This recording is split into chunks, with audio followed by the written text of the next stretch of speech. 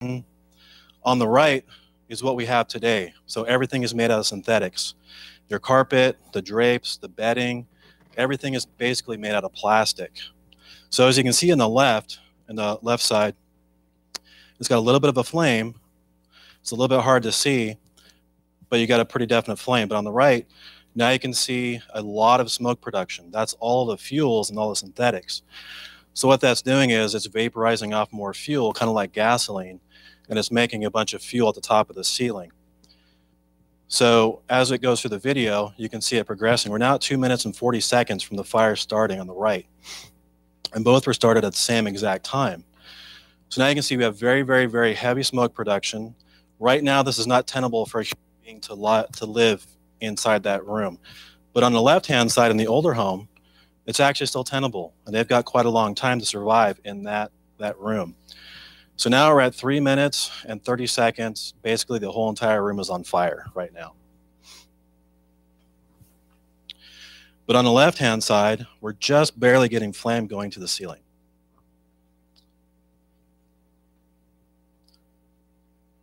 And now what we call flashover has just now occurred on the right. That's when everything in the room reaches a temperature where it spontaneously combusts at one time.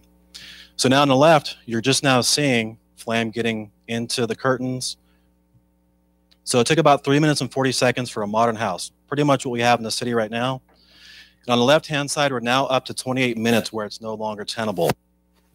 So you have 20, 25 minutes of time to survive compared to what we have today, which is about 3.5 minutes.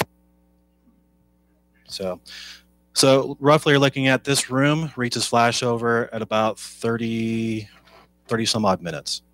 So about 30 minutes. So when we talk about the things we're going to talk about today, this is all based off of our responses.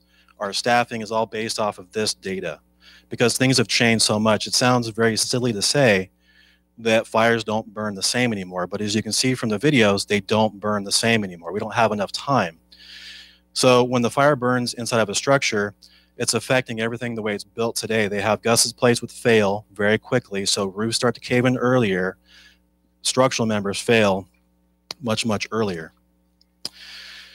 So when we get to a fire, we have certain actions that need to be taken. As you can see, there's a minute kind of by minute, and for each thing on a rough basis. So when we take a fire hydrant, when we connect the fire hydrant to the fire engine to get water, to put water on the fire, that, depending on where the hydrant is, can take between 2 to 10 minutes. And this is with a 4-person engine company. So we'll have another firefighter while the hose line is being connected by the engineer who drives and pumps the engine. The other firefighter will pull out an attack line, get that ready to go and fight the fire. The second firefighter in the engine will pull a backup hose line, get that one in place so that we can use that in case of a rescue or if one of our guys gets hurt, or we can use it for exposure protection to protect other buildings around the burning building.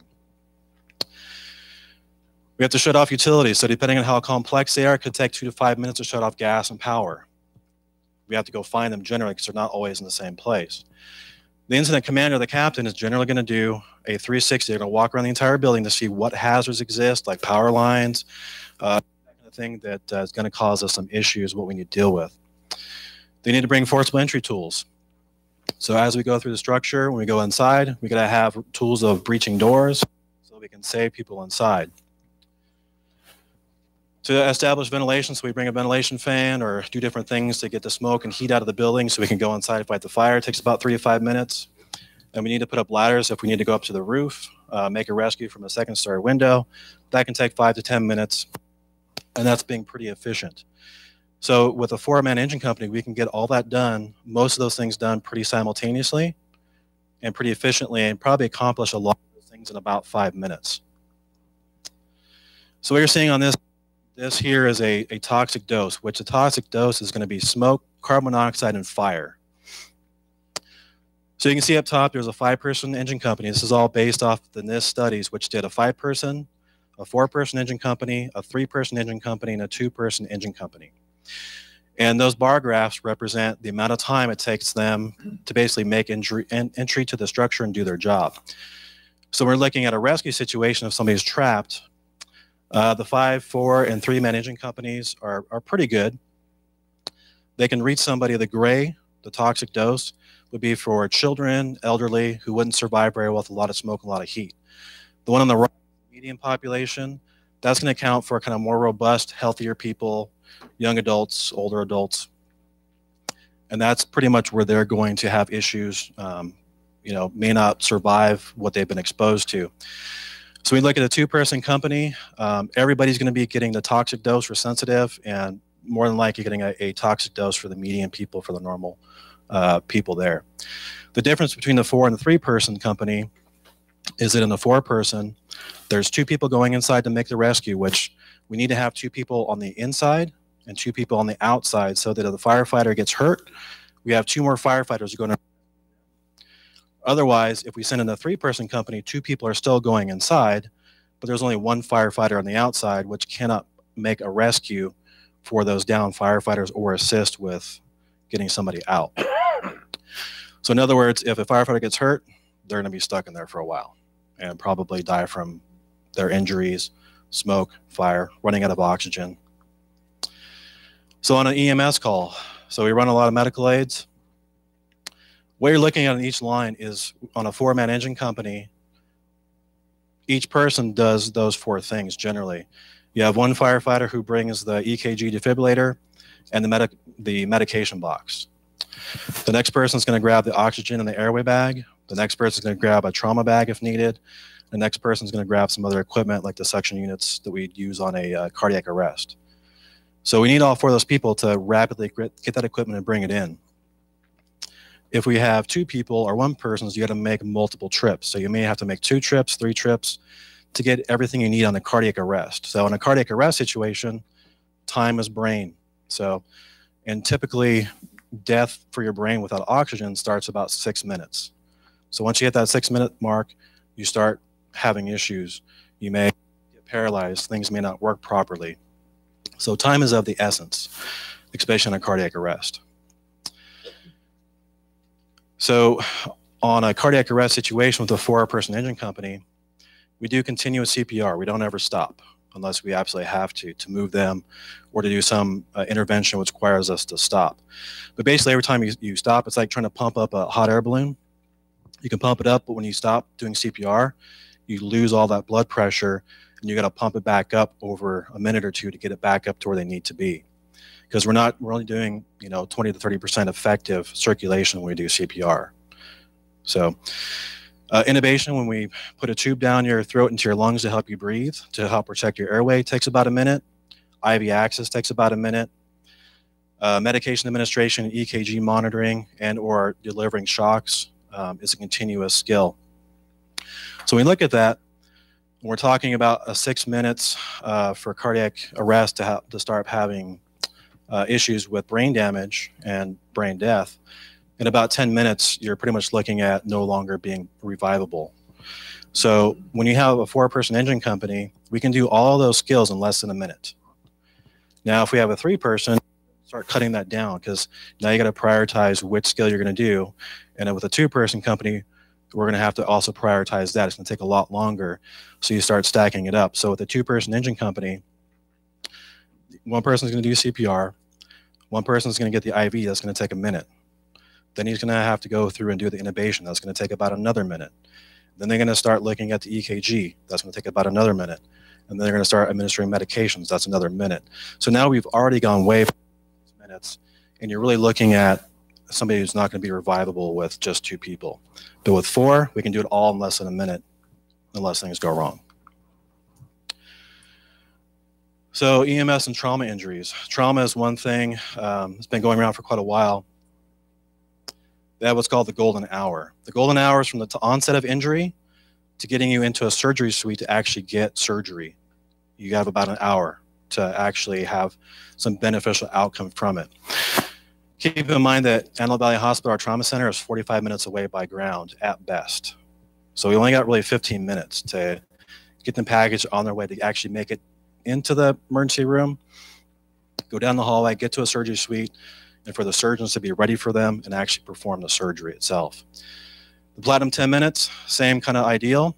That's from the time of injury for us to get them packaged on the road into an ambulance and on their way. So we have to do that very rapidly. When we look at trauma, it's going to take us a while to stabilize the wound. So if they have a broken bone, it's going to take a while to put in a splint, bandage it, give them IV fluids, because as they're bleeding in most trauma, we have to try and keep their blood pressure up with IV, so that's going to take a little bit. Somebody needs to do their vitals, get oxygen. We need to package them for transport, which is, getting them on a stretcher, putting them in the splints, getting them all situated. So we have to do that all very rapidly. And I think you can see, based off of the cardiac arrest situation, this is very similar, that the more people we have, the quicker it goes. So, and these are some other NIST studies as well. And all these studies you can actually Google, you can look up all the data. They have a bunch of white papers, a bunch of explains it all, how they did this. For our first 4-person first responder crew, all their interventions were about 3.5 minutes faster than a 2-person crew, about 1:45 faster than a 3-person crew. After the cardiac arrest, so after they've done everything, they get them ready for packaging. From the time that they stop doing that, get them ready to go. A 4-person crew is about 1.5 minutes faster getting them into the ambulance and on their way. And so we talk about what our capabilities are. So with a 4-person crew, we can handle multiple calls simultaneously to a degree. So we can split up 2 and 2. We can handle multiple calls. So we can go to one cardiac arrest, we can go to a different one, and we can make that work and go back to back. We have the 2 and 2 out rule. So if we have 2 people inside, we have to have 2 people outside. So that gives us the ability to go in to the structure, fight fire, put water on the fire, and also search for victims. And so we can legally do that. NFPA limits us, because we adopted NFPA that says that we can only legally go into a burning building to effective rescue if we have 2 and 2 out. If we have a verified victim that we can get to, we can do it with 3.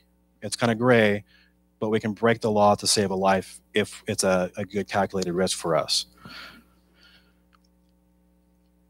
So we can put water on the fire, accomplish our critical tasks about 30% faster with a 4-person engine company. So all this stuff, we're going to be encapsulated in our turnouts. They're very heavy. They weigh a lot. They trap all the heat in, because they're meant to keep water and heat away from us, but they also keep our heat inside that as well. So when we have 4 people, there's less to do. It's a little bit less stressful, because we don't have to go back and forth as much. And heart attacks are one of the biggest things that kills firefighters on the fire ground for professional firefighters, because of heat stress, dehydration. All those things play a critical factor. And in the NIST studies, if you care to look at them, they show a much higher pulse rate for a 2-person engine company, which means really, really hard for a long period of time, and they don't get the chance to actually recuperate from that. And that will typically cause like a heat stress injury, where you get like a heat stroke or have a heart attack there. And that's typically what causes the heart attacks. So we reduce that chance by having a 4-person engine company. Vehicle rescue. So if we have right now, the chief and the engine company is out on a rescue with a vehicle that rolled over onto its roof. So when there's deformity, the car is meant to crush up into a little ball to protect you, to absorb the energy. When it does that, we have to use all our tools to get somebody out. So we have like a big pair of scissors, a big pair of spreaders that move all the metal out of the way. And so what happens is we have to have 2 people on those tools to use them effectively, because they're so heavy and they do a lot of work. We have a person that can do patient care, so they can get in the vehicle with them and their safety gear. They can put IVs in, they can help stabilize their injuries and take care of them. And we also have the captain or the battalion chief who can stand outside and be the safety officer and the commander to make sure that nothing happens to them, because when you're buried in the tool into the vehicle, you really can't see around you. You're very tunnel visioned. So they're there to make sure that no one else gets hurt and keeps the incident safe and moving quickly. Medical aids, like we talked about, we can perform all of our life-saving interventions in about a minute, most general cases. We have the ability to access the patient quicker, because we can get all of our bags there instead of having to make multiple trips. We can move people a little bit better. So generally, if you're pretty lightweight, 1 or 2 people can move you, but if you're, 300, 400, or 500 pounds, which is, we've done that a lot, trying to pick up somebody that heavy, or if they're in a very awkward situation, no matter how much you weigh, will injure you. So you can blow out your back, you can break your back, you can twist an ankle. You can do all kinds of things that takes you out of play. So by having 4 people, you can effectively pick somebody up that's pretty heavy or in an awkward situation, get them out very rapidly. So, and as you decrease that, you're putting more weight on less people, which is going to cause an injury as well eventually, or we just won't be able to do it. So, 2 people trying to pick up somebody who's 400 or 500 pounds isn't going to work at all. So we're not going to be able to do it by ourselves. We're going to need additional help. So with 4 people, we can still do all of our main job. We can do public education, fire safety programs for the school. We have the people we can split up. We can send one person to do programs with the kids, help up for the elderly and disabled.